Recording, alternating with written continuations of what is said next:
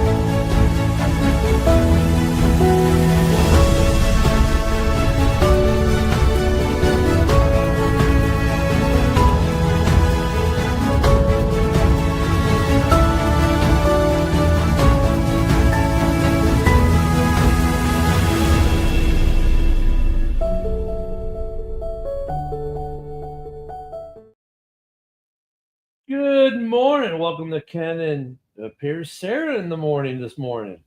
Good morning, Sarah. Good morning. John, of course, in the comments before we can even get the videos rolling. Good morning, Moonscar. Morning, Moonscar. Broski. Broski. Jim. Jim. Do you like the show title today? Did you see it? Extensions. They're not just for hair anymore. No, I didn't see it. Yeah.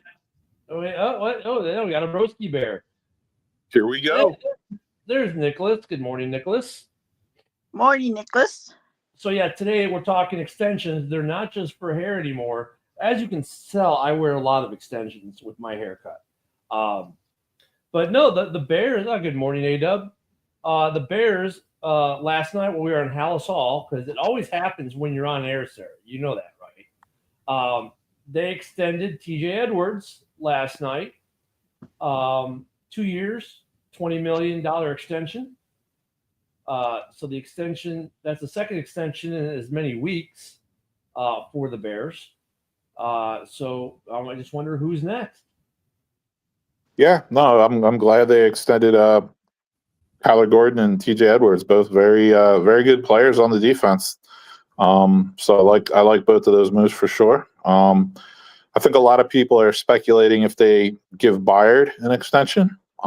So they're probably maybe kicking that around right now. And then I think I'm trying to see who else. I think that's probably it right now, honestly. Tooney and Braxton Jones. Oh yeah, Tooney. That's the other one. You're right about that. So yeah, they're definitely working on Tooney. See if they could work something out with him. And I think they're going to need to get one to Braxton Jones as well. I sure hope not. Yeah, because they don't even know if he'll be ready for the season to start the season. So I think this draft. You know what? I think this draft will tell us a lot about the future of Braxton Jones. Honestly, like if they draft a left tackle in the first round or two, I don't think they're planning on giving Braxton any type of extension. But we'll see. I was just about to say, I think the draft will kind of dictate, like, if they were to extend Braxton before the draft, that might tip their hand as well in the draft. And, you don't ever want to tip your hand to what you might want or might not want to draft. Because as we saw with polls a couple years ago, you want to flip-flop one trade, one draft spot to take a guy I wasn't going to take anyways, but pay me for it. Okay, that allows for that type of move. So, oh my Jesus, oh my Lanta, Good morning, Mitch. So, I mean, there's that piece too. If you kind of extend Braxton before the draft, that might send a signal we don't care about drafting a tackle, which could change people's draft plans. Or change reactions or change a possibility of trading back, because I don't think there are many teams that are going to be wanting to trade up in this draft for some reason. Yeah, I think a lot of teams are going to be trying to trade back, and you can only trade back so much. Not everyone's going to want to trade up. Yeah, it takes two to tango, that's for sure. So it's good in theory for all us, like fan nerds doing our mock drafts and stuff. But in reality, there's probably not going to be much trade activity in the first round. It just seems like that's how most drafts. That's right. I like us being towards the end of the draft, because then we're in spots where teams that want to come back up to get a quarterback, we're in those spots for them. Yeah, absolutely. I mean, yeah, this is one of those drafts. I think even the GM just want this draft to be over. It's like, it's not that great of a draft. Like, I saw a mock where Cleveland takes Hunter 3, and then they because they have the 33rd pick, so they jump up to trade with us to take a quarterback at 24, and then we would get like their 33rd and their 60-something pick, which would make sense for us. Which quarterback was it for? I can't remember. It wasn't for Shedeur though. Or so possibly Jackson Dart or that kid from Louisville, Tyler Schultz. Yeah. Who's really good, by the way.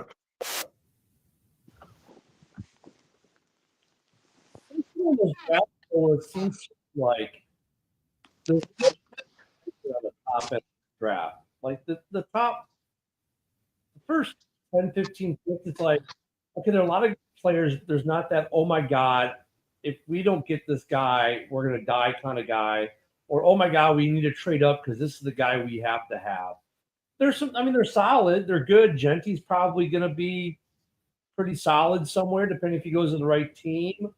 Warren's looks like he's going to be solid. I mean, there's some solid guys. I mean, they're solid, but that's it. They're solid. I saw a new mock where you guys take Will Johnson. That's the corner, right? Yeah, Will Johnson. Would you guys be okay with that? I mean, I would prefer that kid from Texas, Barron, over him. Just because I think Will Johnson's had some major injury concerns. I would rather go safety than corner, but you draft the corner, you get a safety. So I mean, they move guys around in this league quite a bit, but yeah, I really I would be happy at any position group we draft at number 10 minus quarterback, kicker, punter. We don't need to draft them at 10. Sorry, John Dorn. But yeah, that's the thing about this draft, though. That's our piece. Like, you have no clarity of where your team is looking, and because the defined needs aren't that defined this year. There are very few teams, really, even the really bad teams, and we're talking Cleveland and stuff like that. Like, they don't really have a really super defined need because of what's been transpired in free agency this year. Free agency was really good for a lot of teams to address needs. So it's not like it's a glaring, I must draft a right tackle kind of draft for a lot of teams. You know what I mean? Yeah, I do. And like you said, I think it's just one of those drafts that's not stacked with blue chip talent. However, I do think it's kind of an abnormal draft from the perspective that it's very deep for like that next level of talent at a lot of positions. So, People might even say, and I kind of agree, like outside of Abdul Carter, like there's really no blue chip defensive end prospect, but it's very deep for defensive ends. Like you're still going to be able to find like possible starters like in the 4th round, which is unusual, I think. So it is kind of like its own kind of personality compared to other drafts. But what I wanted to ask you and Sarah, Ken, is like who do you think are like the true blue chip prospects in this draft?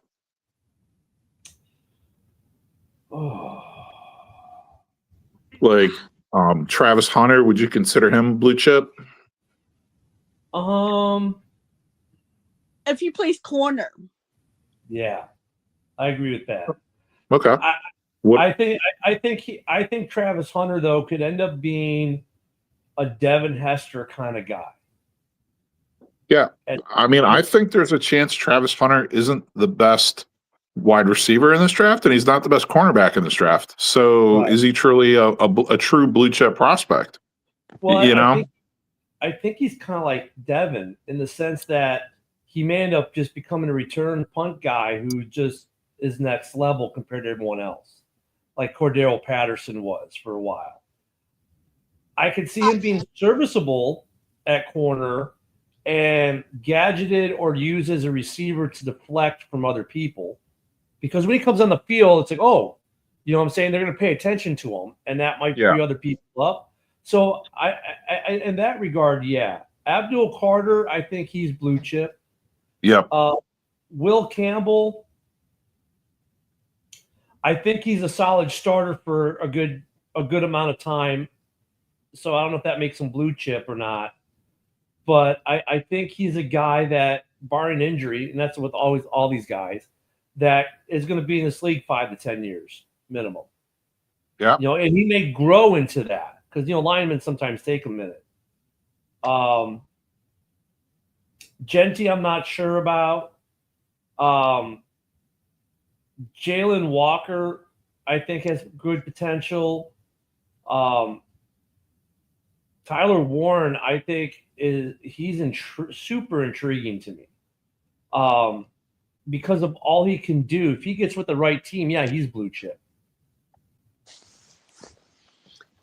I don't really see a consensus for any of them. Like, they all have potential, but there isn't anybody in this draft where I would be willing to give up next year's first round to come up and get. Let's put it that way. I actually kind of agree with Sarah too on that in that way, because like would I be willing to give up next year's first round pick even for Tyler Warren, right, to move up and get him? And the answer there is no. If I could get him, I'm very happy, but I'm not willing to trade the farm, so to speak, to move up because he's right. There really aren't any players in this draft where I'm like, yeah, I've got to trade to move up to get him. If I miss on him, I'm mildly upset. Like, man, I really wanted that guy. But oh well, who's next? I think we'll see the most movement in the second, third, and fourth round of this draft. I think this is a draft where most teams would rather have like a bunch of second and third and fourth round picks than have a high first round pick. No, I agree with you, Sarah. I think like if the Bears could trade out of 10 and like actually even trade out of the first round and just have like 4 second round picks at the end of the day and maybe an extra second or third rounder next year, I would think in a way they would love to do it because it saves on cap, and I'd rather have that seems where the quality of player, these are all second round kind of guys. I mean, outside of the top 10, 15, these are guys that probably wouldn't be in the first round in any other draft. Like, I think you could make a case for the top 10 or top 15 guys in this draft that they would still make the first round last year, right? Most of these guys would have been first round picks last year, the top 10 or so.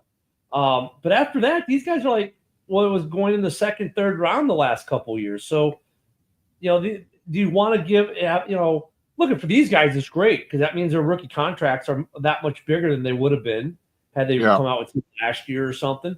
But and for a team, it's okay because, well, you're gonna have to spend the first round money every year anyways. At least you're gonna get a fifth round option on the guy or fifth year option on the guy. So team control maybe is a little bit better. But I think a lot of these guys' cases, when it gets time for their fifth year option, they're not going to be worth as much as the option. Yeah. I mean, and from my perspective, when I go through it, I mean, I've been watching a lot of tape on Abdul Carter and Mason Graham lately.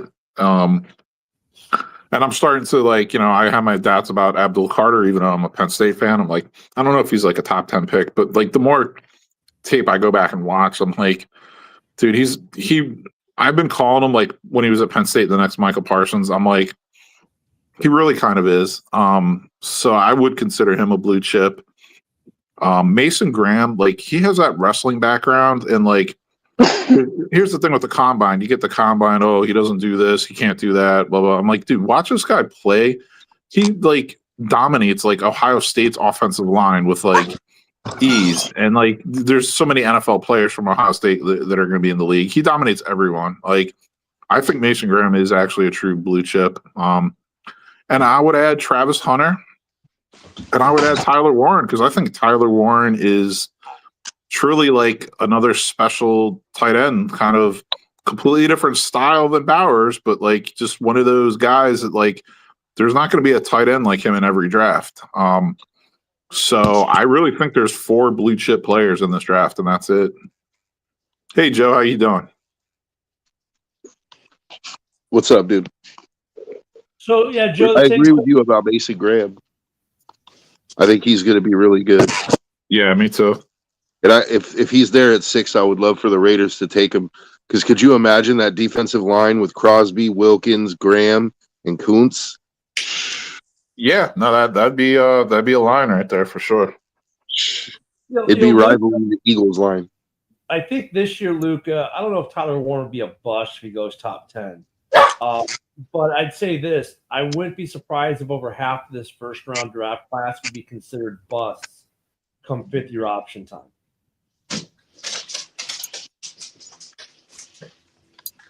Yeah, and like Sarah said earlier, this is the ideal draft to like have a lot of 2nd and 3rd round picks. You know what I mean? Like, because essentially what you're getting in the first round is essentially going to equate to what you would typically get in the 2nd round. So it makes sense. I've been saying, yeah, Joe, let's ask you the same question. So we were just going down and saying, like, who do we actually think are the true blue chip players in this draft? I only have 4. Ken only had a couple. You know, who do you think? See, I mean, there's a couple guys that I think aren't getting talked about as blue chippers, but I think they could be. Like Jihad Campbell.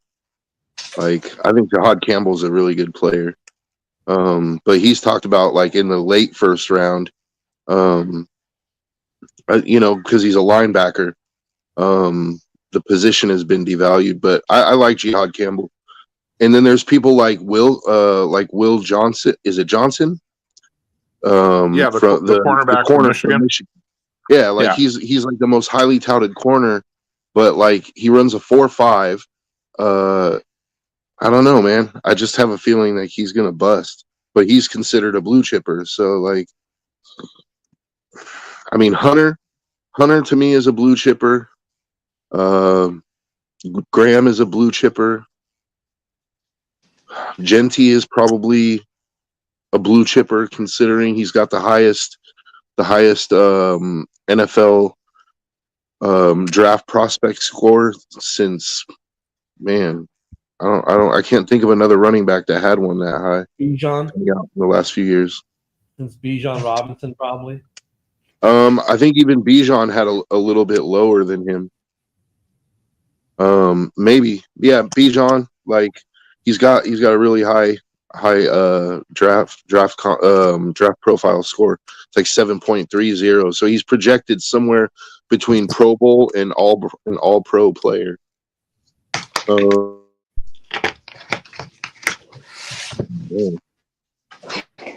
Yeah, nobody at receiver. Like I the mean, top receiver this year probably wouldn't even get drafted in the first round of last year. Oh no, no. Yeah, good point. I agree.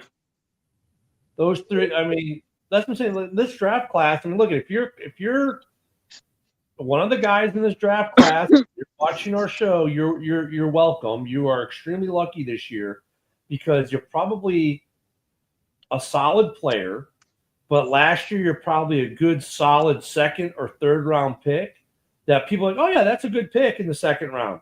This year, they're gonna say, oh yeah, you're a good pick in the first round because you are, and you're gonna get paid it. But if it was last year, you'd be a second round guy or a third round guy. So I mean, look at some of these guys are going to make a lot of extra bank because the way this draft class is structured this year, or the players are coming out. I mean, at quarterback, I'm not excited by either of these guys coming out. Neither of these guys scream, "Ooh, franchise" to me. I think Cam Ward has exciting traits. Like he's his ability to improvise, and he's got a cannon, dude. Like he's got a pretty good arm. Fields had exciting traits too. Yeah. Well, he's got exciting traits, so I could see why people could look at him as a franchise guy. And honestly, I don't have a problem with Egbuka being looked at as a late first round pick out of all the receivers. I think he has late first round talent.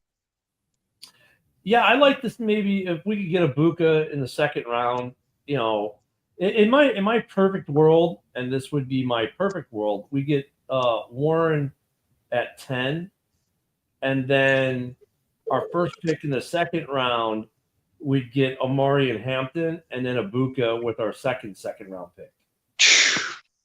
That would be my perfect world. Like, I got everything I could ever want. Oh, Jesus, Nicholas. Oh, Jesus. That would be quite the draft. But that would be my perfect world. I think Broski might like this world. You would have You said Warren, Hampton, and Egbuka. Is that what you said, Ken? Yeah. Yeah. I mean, I've done mock drafts with that, and that's something I put out there too a while ago. I'm like, there's a chance that Poles goes skilled position players on offense with the first 3 picks. I mean, it would make sense. It would make sense to me. With my 4th pick, being my 3rd round pick, if he's still there, I go get another Penn Stater, and that's the kid that safety from Penn State. I go grab him. Yeah, there's a couple good ones. There's the Winston, who's the free safety, and then there's the who's projected as like the higher pick, and then there's Jalen Reed, a Detroit kid who's like a Jaquan Brisker 2.0 type of, more of like a box safety. Both are really good NFL prospects, and so yeah, that wouldn't be a bad move at all. But as we all know, my world isn't perfect, so it's not going to happen. Someone's going to mess it up, like Sarah's Vikings or the Packers or the Raiders or someone. They're going to mess it all up. I just want Trevion Henderson, dude, for the Raiders. I think that dude's going to be really good. Like last year, I knew what the Bears I do would too. do. I knew the Bears were going to, I called it last year for 9 when people were all they're going to trade back, whatever. I said, no, we're going to take Rome. It's going to be Rome. And it was Rome.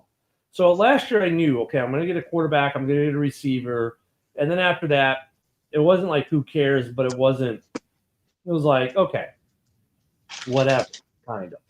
This year, though, I don't know what we're going to get. I mean, because the Poles could go skill players. He could go trenches. He really I have zero clue or indication of what they're going to do because you get conflicting things between him and Ben, right? Ben, Warren's a complete football player. He's what a football player should be, and then you get Poles, it was some of the comments maybe about Genty or Will Campbell. And you're like, crap, which direction are these guys going in? And then the extensions they did, if you think about it, you extend the linebacker and a corner. Well, that doesn't really tell you much either because, linebacker and corner were what we were thinking in the first 2 rounds anyway. So that kind of like, okay, well, that kind of maybe syncs up with what we were somewhat thinking. Like they're not going to draft a corner or a linebacker in the first 2 rounds. Okay, but they haven't really tipped their hands. They haven't tipped their hands in the safety room. They haven't tipped their hands on the line. They haven't tipped their hands at any other skill position, wide receiver, tight end, running back. No hand tipping at all. Joe, would you be and like the old adage still holds true. It's like whoever you draft, just make sure they're a good player. Like it's really, basic, but it's true. Like whatever position they are, just get good players in the room. Joe, would you be mad if you got Dart? I don't think where? I would say in the second round. I don't think you would draft him at 6. That's what I'm saying. It's like, well, because that directly impacts the answer to the question. Like, if we take Jackson Dart at 6, I'm going to break my TV. If we take Jackson Dart at 37, I think it's a good move. Like, let him sit behind Geno for a year or 2. Like, oh hell no, nah. Dude. I saw a report the Raiders really like. No, go ahead, Joe. Finish what you're saying. I'd rather take Shador at 6 than Jackson Dart. Like, Shador is more NFL ready than Dart is. Like, Dart has NFL traits, but he's got a lot to clean up. Yeah. But he's good. He's a good prospect. I think he could be a good quarterback in the league. Well, have you heard anything about the Raiders liking Membu, the tackle from Missouri? Because I read a report that's like, then I read another report that says they might really be interested in him. Yeah, I read it too. It's like, because it's smoke screen season, and the Raiders had player visits, the 30 player visit, and they had like a bunch of the top 10 guys, and I think Dart even came too. How's your offensive line? They took them all to Topgolf, and then like Membu wasn't there, and so there's speculation that because Membu wasn't there, that's the guy that they actually want. Like that it's a smoke screen, and I don't think they're going to take an offensive lineman at 6. I really don't. How's your offensive line? Our offensive line is decent. I mean, it's middle of the pack, and that was last year. Like this year, there's going to be some changes to the offensive line, so it should improve actually. So we'll see. But I don't think they're taking an offensive lineman at 6. I think you guys are drafting a defensive player. It wouldn't surprise me. If Mason Graham is there, I would run to the podium myself. But I'm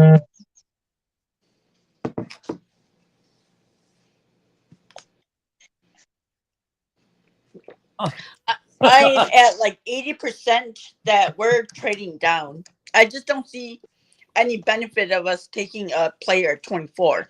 Here's the problem, though. I mean, I kind of agree with what we said earlier. It's going to be hard to find a trade partner that wants to move up in this draft. Because, so here's the irony, right? Man, I'd love to get out of the first round and just have nothing but second and third. This draft isn't good enough for people like, oh, yeah, I've got to move up into the first round to get a guy because there's so much good, solid talent through round 3 that you really, especially if you maybe are looking at possibly having some cap issues here in the next year or so, you're going, God, if I could just save me a couple $1 million a year and not have to take a first rounder and get second rounders, and the talent level is not much different, then why would you? So the problem's going to be, Sarah, who's going to want to trade in to the first round? I think it's hard for you guys because your pick is so high. I think it's a lot. We have a higher chance of being able to trade back because our pick is like at the back end of the 20s. Well, yeah, I mean, it's cheaper for someone to go where you're at than to go where I am. But I mean, even then, if I'm sitting in the second round, there's enough strong talent. Like, do I even want to spend the extra $400,000 a year on a guy when I can get a guy in the second that's going to be better, or it's going to be almost as good or as good? I mean, that's the problem with these GMs. It's like, look, if your team has got a shitload of money, you won't care. You'll spend the extra $400,000, make sure you get your guy and be happy. But if you're like, okay, well, I've got Joe 1, Broski 2, and okay, I might miss Joe, but I can get Broski and I'm just as happy with it. then I'm going to wait till the second round to get Broski and let someone Well, else think. But I With think the like end for of the the that need quarterbacks, it would be in their best interest to trade back into the first round so that they get that 5th-year option. I mean, no, Luca brings up the best point of that, and that's well, and you touch on that too, that 5th-year option year. But like I said earlier, like I think over half these guys in the first round come 5th-year option aren't worth as much as their 5th-year option. They may get an extension, but they're not going to get the 5th-year option money, and their contract will be worth less than that 5th-year option. That's the talent level of this draft overall. Good morning, Bill.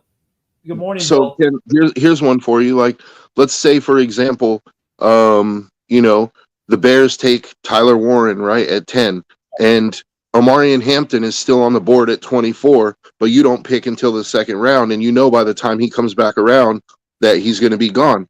Like, it might make sense to trade up with the Vikings to make sure you get the guy. And if you think about it, at the end of the first round, it's not the same salary as the top of the first round. So he'll probably end up getting about $8 million a year, and you get the 5th-year option, which that's pretty good for a running back if he pans out. Yeah, I mean, I can't speak for polls, obviously, but like at the same time, if we miss out on, we got other things we can draft for, because like you don't have to get the running back right now, right? There's other options. Yeah. So I mean, Poles. But here though, if Poles is enamored with Hampton, right? And what's our second round pick? 34? 39 and 41. So 39. So yeah, and the Vikings are what, 20? 24. 24. So moving up what, 10 spots? So I mean, to move up 10 spots, it won't cost much. We'll basically give the Vikings probably 34 and a third rounder or fourth rounder next year, if that, and that might be worth it. We're not taking your 34 so we can get your pick next year. You're crazy. That's the way. That's the way. It works. Look at Sarah's rule of mock drafts are: if she gets a trade proposal and has any trade for the next year, she says no. But real GMs who will be around the draft next year and aren't just doing a mock draft take those things. Look at the Bears. The flip with the Eagles, right? We flipped them to pick, or no, we flipped them for a fourth rounder, I think, right? Or was it a fourth rounder the next year or whatever?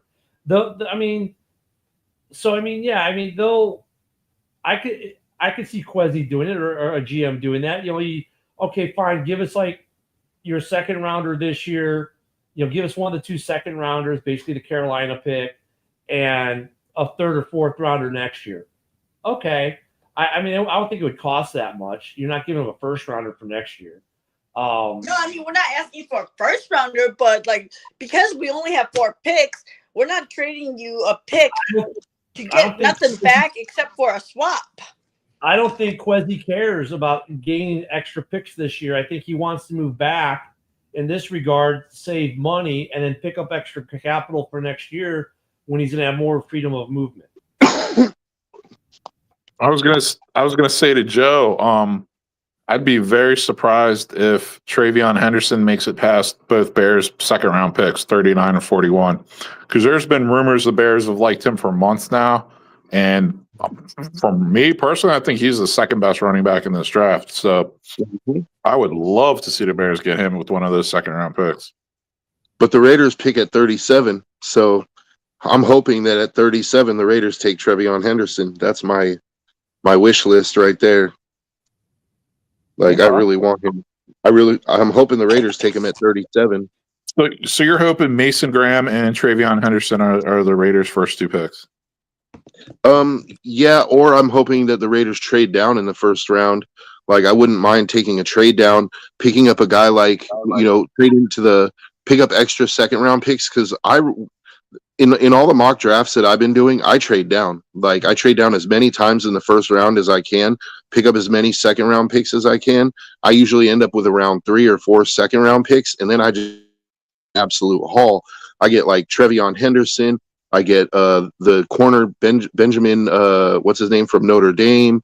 I get another running back because I need 2 running backs. I usually end up either getting Judkins or sometimes I even get Hampton. So I end up getting a haul in the second round. So I would like to trade down. And honestly, if I was going to trade down into the later first round, like into the 20s, I would take either Jahad Campbell or Egbuka, and be happy with that, and then use my extra seconds to really fill out those positions, other positions like running back that I need. I mean, that's another thing. Like Egbuka might be worthy of trading back into the late first round for if you're the Bears. If he's still there, I mean, because I don't know if you're going to get them both at 34 and 36 or whatever, if they're going to be there, or 34 and 42, whatever it is. Egbuka's usually gone by like 26 in the mock drafts that I've seen. So if they're still, if both those guys are sitting there, polls may move up because he might say, well, that's value, and if I don't have to give up a first rounder next year, that might be value. That's so yes, Sarah, I guess I agree with you now that I think about it, we've talked it out. I mean, I could see if a team moves into the first round, it's going to be in the late first round because a guy like Egbuka is still there. Maybe Omari Hampton, could trigger that. Because these are guys who are really good second round talents on any other year, but they're the higher end of the talent pool. So a team might be willing to go into the late first round where the money is not as bad as, would say, a top 15 pick, for them down the road. And you get the 5th-year option on a guy like Egbuka. Like, let's say Egbuka, because wide receiver, you see the market. Like, getting that 5th-year option on a guy like Egbuka, if he works out, he's going to, you're going to get an extra year at maybe 10 to 13 million instead of 20 million, And same thing with Omari Hampton. I mean, the way the running back market is right now, I think the 5th-year option he'd be probably within, if he works out. If he works out, he'd probably be within the market for the 5th year. The market price in the 5th year might match up, but that's more of the exception to the rule as far as running backs is the way their market is right now. But a lot of these guys, I don't think they're gonna they may get extensions, but it's gonna be less than what that 5th-year option would cost. Because the 5th-year option, like the players that are in the draft right now, looking at them now, you don't see that caliber. Now they may work out to be that way, and they could surprise some people, and that happens. But it's gonna be a weird draft. It's kind of like, remember, was it last year? Oh, there's gonna be all these draft trades, and there just wasn't. Right this year, it's like I don't see much trades on watch. There's a shitload of them. I think the Bills and Kansas City, they need wide receivers, and so we are also in the spot where they might want to jump up, and they don't have to jump up that high to take a receiver. What about the Packers? Huh? Could the Packers? They're gonna take an old lineman. No need to worry about them. Yeah, they're pretty much a lock to draft interior O-line. Well, no. What about them moving back into the first round if Egbuka is available still after they pick? I mean, in theory, it would make sense, but that just doesn't seem like how the Packers move. Yeah. I could see them moving back into the first round to take a defensive player. But see, here's the thing. It doesn't fit the Packers' traditional way of doing things, but the Packers, if they're smart, they've realized that their traditional way of doing things has got them a receiver by committee, and if they want something different, they're going to have to do something different. So I kind of feel like the Packers are a wild card as far as I think they could even possibly trade up, like in the first round. I think they could possibly trade out of 23 to try to get like Tet McMillan, or maybe let's say they stand pat and they think they can get Egbuka at 23. I think they might jump on that. They could. I think they might buck the trend. Yeah, like I said, in theory, it would make sense. I think they're still going to try to bank on Watkins coming back this year, and then they still have those other two guys. And then they'll have their tight ends will be healthy too. So they might just give it like one last run through with who they currently have, and then maybe do something like that next year. Is kind of how I feel. But yeah, man, we'll know soon enough. Isn't I don't disagree with you necessarily, Broski, but I disagree with the philosophy. If that's their idea, I disagree with that plan because I do too. like Jordan Love, like you saw last year what he did with limited receiver talent, right? Like the hole is obvious. It's glaring, dude. Like if you want Jordan Love to take that next step forward, you need to provide him a weapon. And so I think this is the year, like you got to go get it for him. If you really want him to take that step forward, give him the opportunity to do it. You know, you can't. Watson is not going to even come back until late in the season, I believe. So yeah, no, I agree. I agree with what you're saying for sure. Like, if I were them, I would be looking to do something like that. Absolutely, 100%. Here's the interesting Shock part. the world. With the draft, we've been talking about basically the top 10 picks for so long. The most interesting part about this draft isn't the top 10; it's the back half of the first draft. Oh, you're not kidding, man. And like just the second round picks, like, yeah, it's going to be a lot of fun. Like I said, the this second is round not a is actually bleach. probably going to be more fun. Exactly. For sure. Like this is day 2 of this draft might be the most lively, like best day 2 we've seen. Yeah, I think we're going to see more trades on day 2 than on day 1. Oh, great. It got me frozen. Yeah. I'm going to start calling you Elsa. Nice chin. Yeah. The strong chin. Damn it. Come on, dude. Oh, that's great. He's in thought. That's what it is. He's just in deep thought, looking north. Motown's got a question. Got a question for you guys. Seen a Lions rumor where Lions swap picks with Dallas, give them JMO, and Lions pick up a third and draft Golden. How do you feel about that?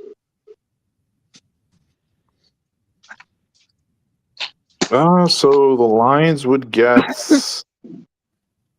third round pick. I don't think James was worth that though. To move from 12 to 28 for JMO, and you have to give up a pick too. I don't think so.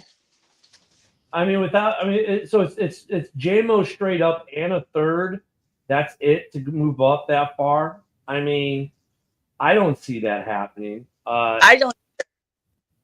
To go that far, you're giving up a first rounder next year, I think. So Dallas is giving up a third round pick to trade back? No, basically, for Dallas to trade back, they'd get JMO and a third rounder to go back. No, they'd give up a third rounder. No, he said Detroit's getting a third rounder. Oh, yeah. So JMO moving up. Yeah, I know JMO's not worth that. That's one of those things. Whoever came up with this idea is overvaluating their players. And look, as fans, we do it every year. Like, Roquan's worth at least multiple first rounders. They get a second. Oh, well, Montez Sweat's going to be worth a first rounder. They get a second. A second seems to be what most 90% of these guys who get traded get. How many guys get traded an actual first round pick? It's rare, few and far between. Quarterbacks do. Certain wide receivers who have a lot more success than JMO's had do. But the problem with JMO is his first 2 seasons, let's be honest, were basically a bust with injuries and everything else. Yeah, he had a couple flashy plays here and there, but overall it was nothing to write home about. It was like, oh, well, maybe this guy one day will be good. Last year, I wouldn't say he busted out, but he had a good. He was more consistent. He forced the conversation. Last year, he had a good enough year to force the conversation about keeping him longer term. So coming into this year, I think Detroit's question is he good enough is he going to be good enough 2 years in a row? Can he do what he did last year again? Can he replicate where he's worth paying? So I don't think, even as crazy as the old man is down there, and yeah, he does make dumb moves. He's not that dumb. But I don't think you need to move up to 12 to take Golden. Yeah, I was just going to say that. Like, I think the Lions have a chance of staying right where they are at 28 and being able to draft Golden. Why would they want to trade up? And that, and honestly, like a bird in hand is worth 2 in the bush. So, like, you're going to get rid of JMO after he just finally put together a good season for you, and you're taking a chance on Golden, like, who may or may not pan out. Like, to me, I would rather roll with JMO and hope that he, because he's trending in the right direction. Like, I think I would rather stick with JMO in that position. Yeah, no, I get it, and that makes sense. Yeah, Nicholas, I don't even think you would make that trade. I mean, JMO is kind of polarizing within the Lions fan base. You got a portion of them who think this kid is, one of the best receivers in the league, for crying out loud, the way they talk. Then the other half is like, if we get rid of him, I'm not too upset. I mean. Yeah, I mean, when are they going to exercise the fifth-year option, or are they? You think they'll wait like halfway through the season, and if he looks good, they'll exercise his fifth-year option? Do you think it's something they feel they need to do before the season starts to avoid, JMO getting pissy about it? Like, I think they have till May to exercise it. If I'm oh, you're right. I'm sorry, you're right. Yeah, they do. They have to make that's like May 2nd or something. Good call. Yeah. So they do need to make up their mind in the next couple of weeks. If I'm them, I'm not exercising it. Yeah, I mean, to me, this is his money year. Like, he has to prove it that last year wasn't a fluke, So, and then another thing too, I think it was a bigger factor, and I've been saying it since it happened. Antoine Randall L leaving, he was kind of like JMO's, like the guy who took JMO under his wing. He was kind of like his personal babysitter, kind of, and he's gone now. So I think that might be causing some of the uneasiness with JMO from inside Detroit. Or how about this? The Bears trade for JMO. No. I mean, look at after they trade for Genti, right, sir? I mean, look, I think like Mitch has a somewhat of a point that JMO has some value, but not the value that trade proposal assesses to him. I don't think a team would be willing to give him. I mean, look at Debo just went for a 5th round. Yeah, there you go. And Debo's way more proven. And Mitch, nobody's giving JMO $30 million. Like, he said that the Lions can't afford to pay 2 receivers $30 million. Nobody's giving JMO $30 million. Yeah.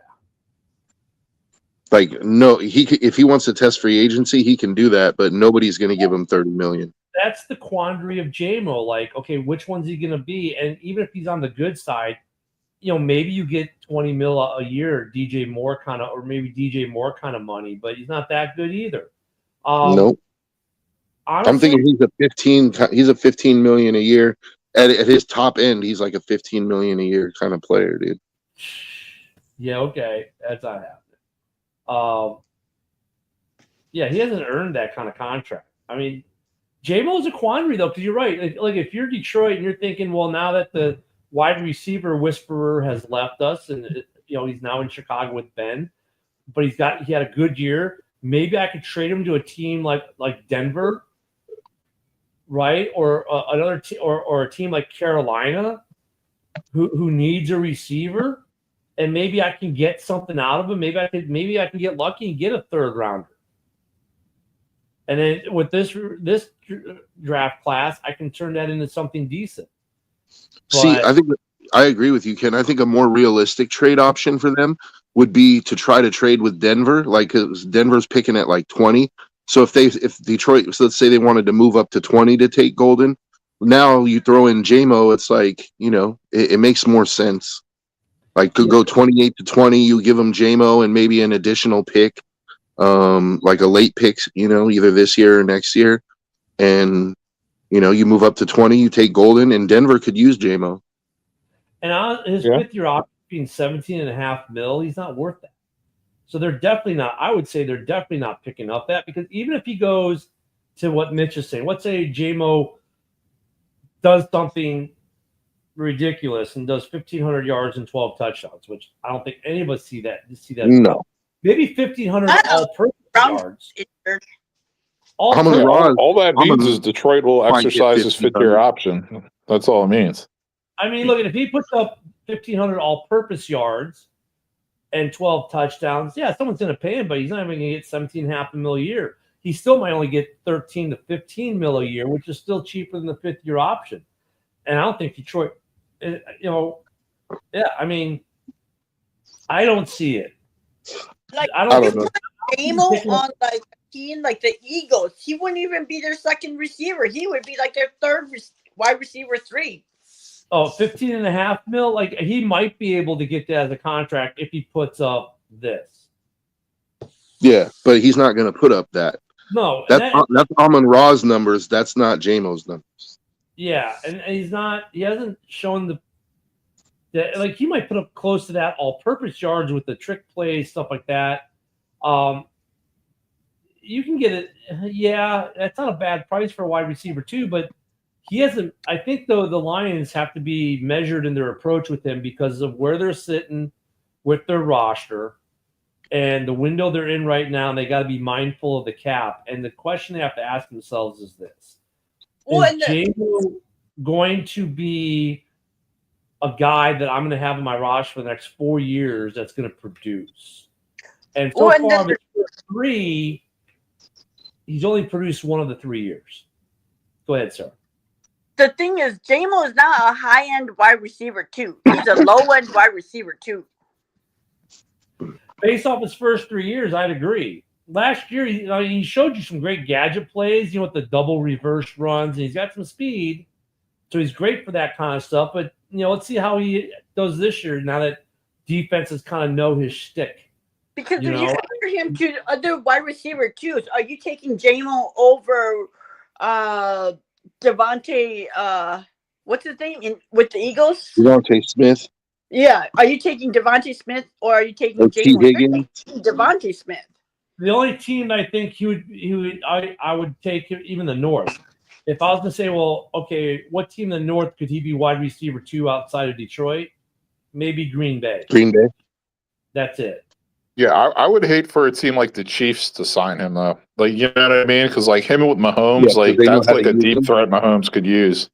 Yeah, they know how to use them. And then add Xavier Worthy to that. Like, now you have 2 legit deep threats. Yeah, that would be bad. That would be bad for the rest of the league. With Lamar's arm, yeah, throw him in Baltimore. He'd be good in Baltimore, too. Yeah. I mean, Buffalo, yeah.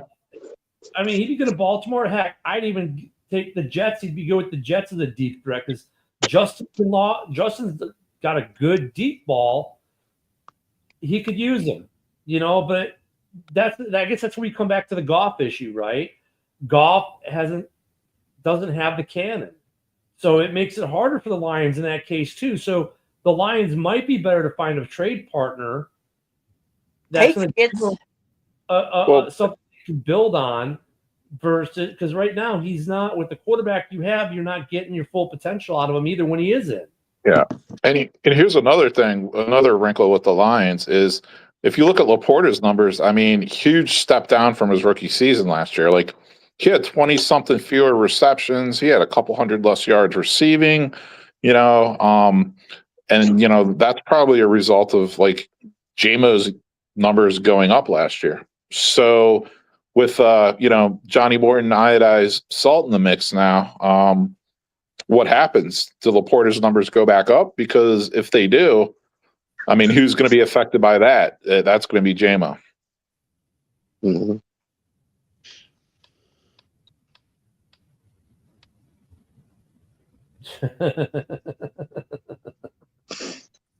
Oh, Mitch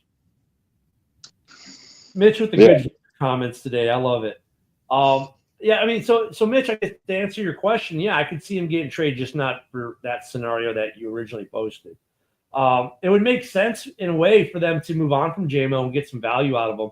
And really, if you could get someone to give you a 3rd rounder in this draft for J-Mo, I think you might take it because there's decent enough talent, even in the 3rd round, deeper in the 3rd round wide receiver, where you're going to be good. Yeah. I think Denver makes sense. Yeah, Denver needs a receiver badly. I think Denver, Patriots, Baltimore, Carolina. Miami makes sense because Tua can put it long, but they got so much speed on that team. That's just adding to the track team in Miami. But that's a Miami move. They like fast guys there, and then they could use him to replace Mostert in a weird way with their run game, so he could fit there. Arizona, Mike and Mostert. I mean, I think there are some other teams that have quarterbacks with stronger arms that could use them. Heck, even the Texans. I think Stroud would love to have them. Mm-hmm.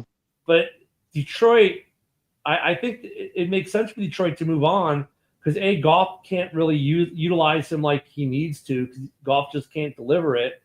And also, look, it's good insurance because there's no guarantee he's going to be any good or stay healthy. So it's kind of a hedge your bet kind of thing. I mean, but on the flip side, with what Broski said, if they go more to Laporta, you're driving the price of him down because his numbers go down. Now you might be able to re-sign him as your wide receiver 2 at a cheaper rate. And if you move on from Goff and get a stronger arm quarterback, because they can't get out from Goff after this year, so I mean, they've got interesting possibilities with J-Mo. That's why he's so polarizing within that fan base because I think half of their fan base is like, yeah, get value. Other half's like, oh my God, no, he's the second coming. So he's an interesting player. I agree with you, Ken. I think Houston actually makes a lot of sense too. And Houston is picking somewhere around like 24 or 20 something. So they could try to trade up there. 27. They're picking 27th. Yeah, because Houston made it to the divisional round, and we're 24, and so I'm thinking Houston is probably 25, 27. Yeah, I think you might be right, but yeah, then that doesn't make sense for them to trade up one spot. But I think Egbuka to Detroit makes a lot of sense. Like if you want to move off of J-Mo, I would look at Egbuka. Like Golden is a speed guy, but Egbuka would really fit with St. Brown and Laporta, like. Well, and with Goff, I think a speed guy doesn't fit their offense as it was. Who knows how it's going to be? But until Goff can prove that he's got the cannon to match the speed, then you want good route guys that are going to get open via the route and they're good yards after the catch. You don't want a bunch of speed guys because you have a speed guy and you can't utilize him for his speed with the pass. You utilize the speed with those double reverses and trick run plays. You're not utilizing the speed pushing the ball 50 yards downfield on a pass play. The Chargers could use him too. And Herbert's got a canyon.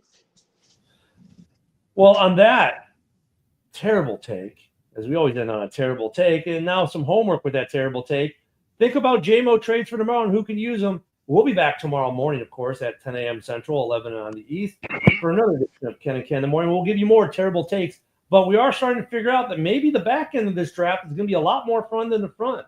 Thanks to everyone who watched today. Thanks to everyone who came on the panel, and thank you for all the comments. We'll see you all tomorrow. Have a great day. JB is next.